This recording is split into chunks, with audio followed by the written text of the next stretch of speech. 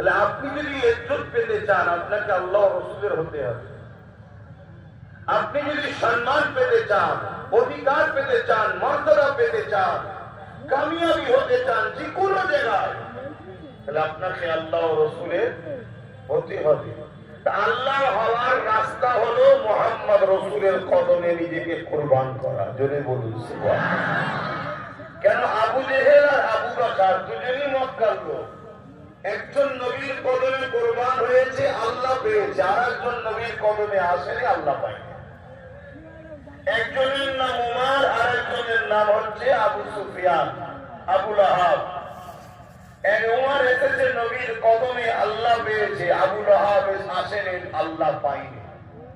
তাহলে আল্লাহ পাওয়ার জন্য আপনাকে মুস্তাফা জানে রহমত সাল্লাল্লাহু আলাইহি ওয়াসাল্লামের উপরে নিজেকে ফিদা করতে হবে, কুরবানি করতে হবে।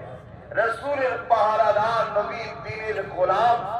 নবী ছাড়া কিছু বুঝি না, নবী ছাড়া কিছু জানি না, এই মাকসাদ তৈরি করতে হবে, এই প্রেম তৈরি করতে হবে।